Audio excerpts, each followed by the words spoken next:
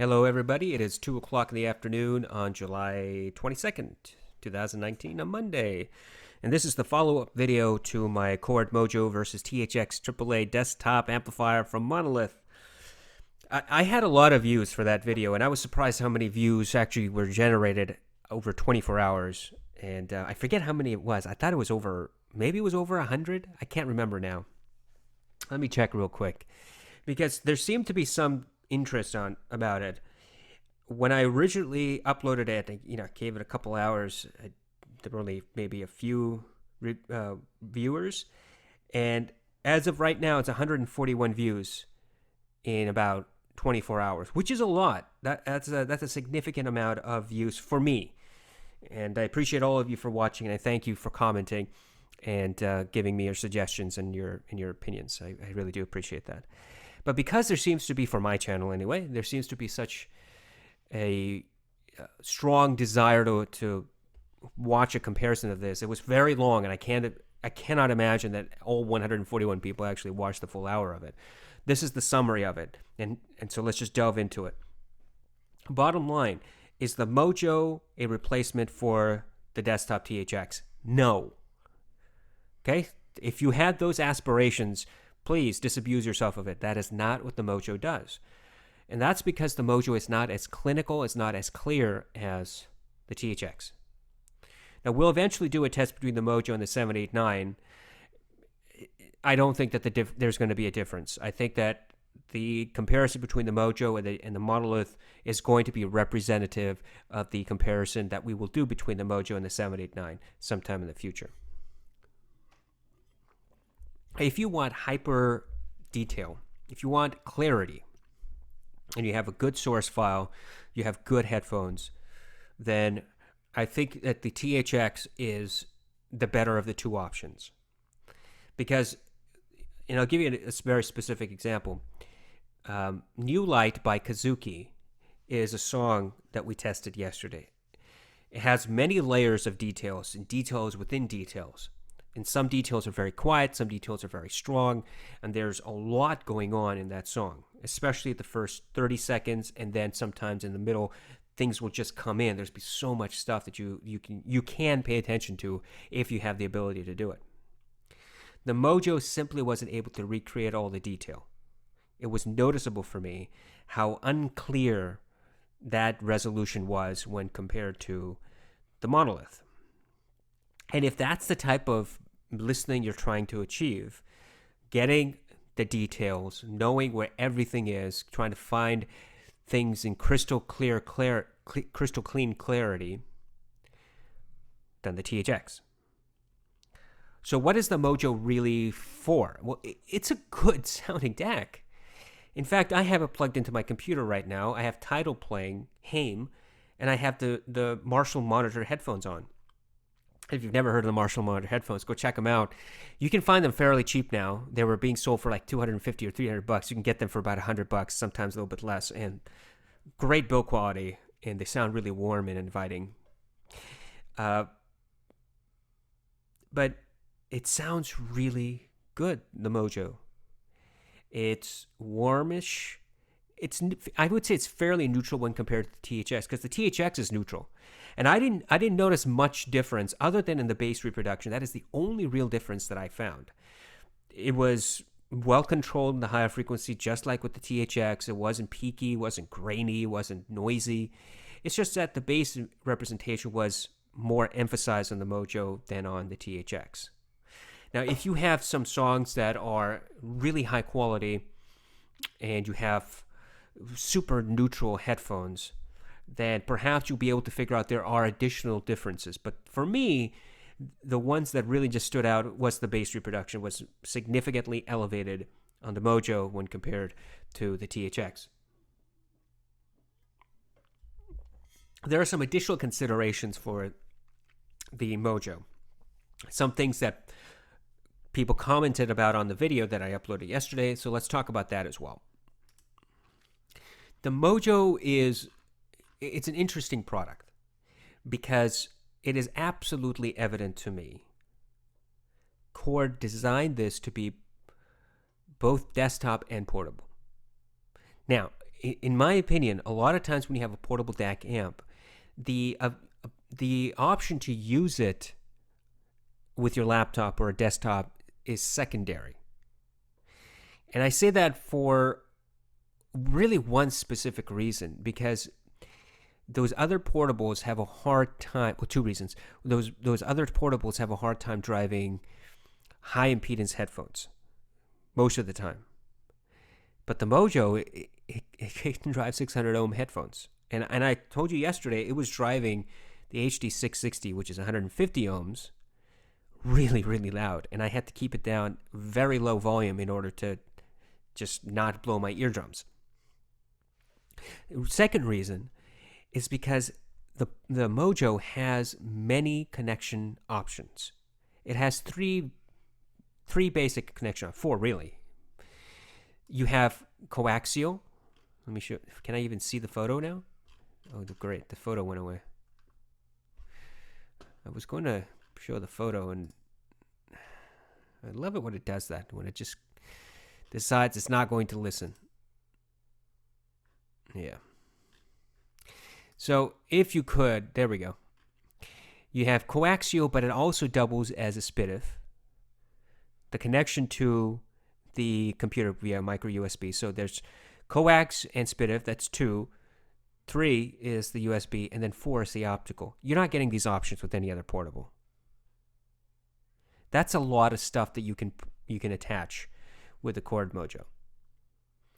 You know, if you have a DVD player, you have a CD player, you have, you know, a stereo system of some sort with an optical connection, plug it right into this and put on your headphones. You got the USB for your computer. You've got the coaxial for some other 3.5 millimeter connection that you may have that's not high quality, but it's good enough, or even SPDIF. And it's hard to find portable devices that have such a breadth of connection options. But it's missing one that should have been included, and that's Bluetooth. You know, it's nice to have all this for desktops, which shows me why it is, you know, desktop was thought of in conjunction with portable. But somewhere down the road, Chord just said, screw it, we're not going to do Bluetooth. And they didn't include it, which I find really strange because Bluetooth is ubiquitous now. And that's how people really typically want to listen to their music. It's just, you know, Bluetooth headphones, Bluetooth connection to your Q5, for example, like the FIO, right? And I don't understand why Mojo didn't implement Bluetooth. Because this thing is rock solid and it's heavy. Having this connected to your phone via a cable is dangerous, because if this thing slams against your phone screen, your phone is going to shatter. This is all metal. It's sturdy and it's heavy. And it's really, really uncomfortable to have such a heavy, big device like the Mojo and your phone in a pocket. So having the Mojo in one pocket and your phone in the other pocket, and they're connected by Bluetooth, that would have been a better solution to carrying this thing around. But they just didn't implement it, which is quite unfortunate. How does Chord come around to solving this problem? Well, they solved the problem that they created, by the way, by making you buy the Poly. Now, this is an attachment that plugs into the 2 USB ports on the Mojo. And it adds a couple of features. One, you can charge and play at the same time from one port. And it's not going to show me now, but it doesn't matter. And here we are. So there's this port here that will become your dual port. You can charge and send data or get data through that one port. Then there's also micro USB, and it also has wireless capability. Here's the issue. This is $750. Trust me, this is $750. Look. $750 brand new on Moon Audio, $679 because this is an open box. That's just silly.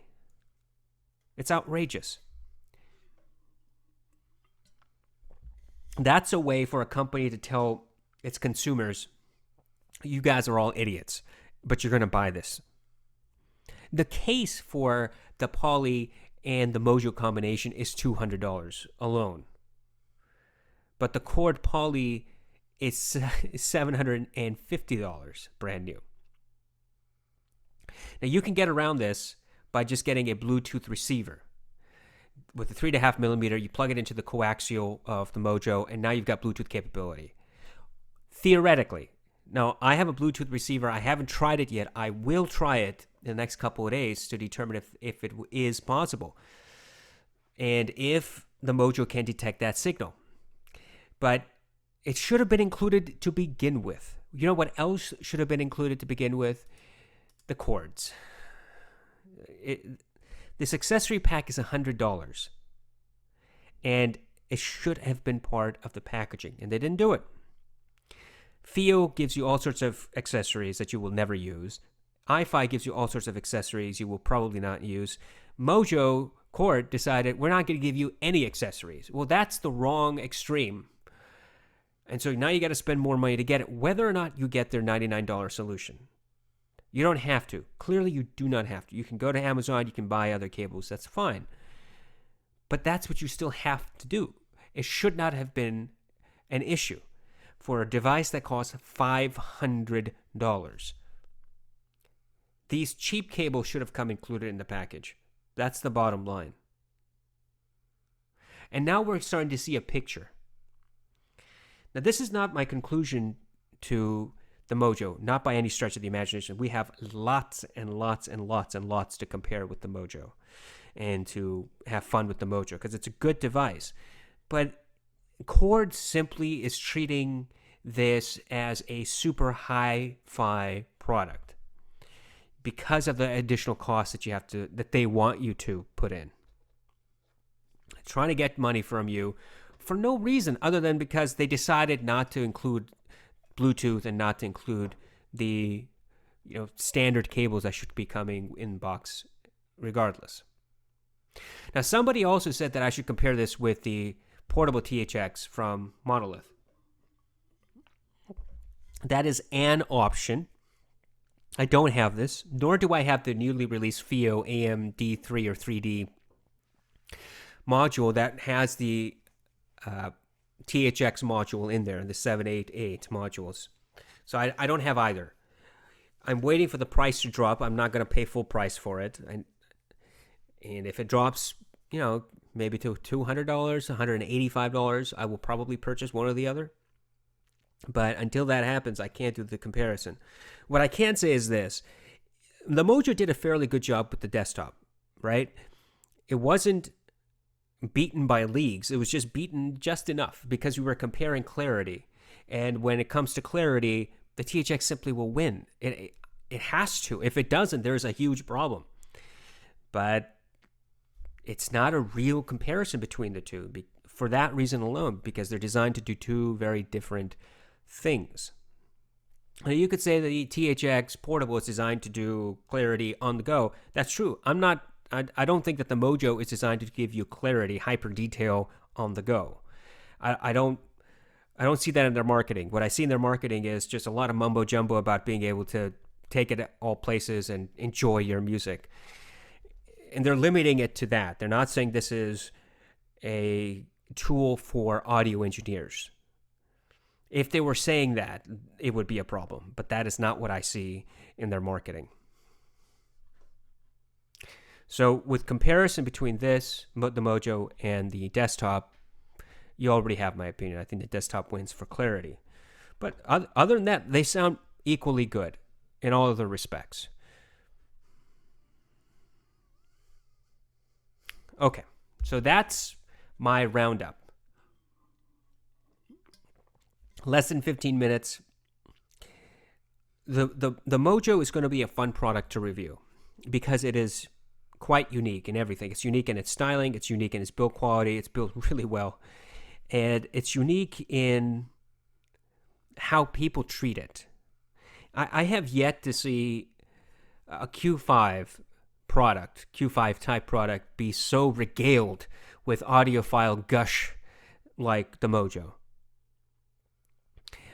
I don't know what it is about the Mojo that people think is so excellent, so stellar.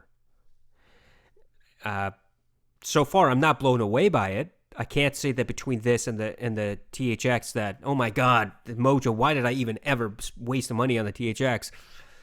It's not that. It's good. It's not mind-bogglingly good. As we go along with the other review process today, like today, in a little while, I'll be able to upload my comparison between the Mojo and the JDS Labs. I'll give you my impressions then. But once we're in about 2 or 3 amplifier comparisons in, we will start having a very fair picture of it at that point.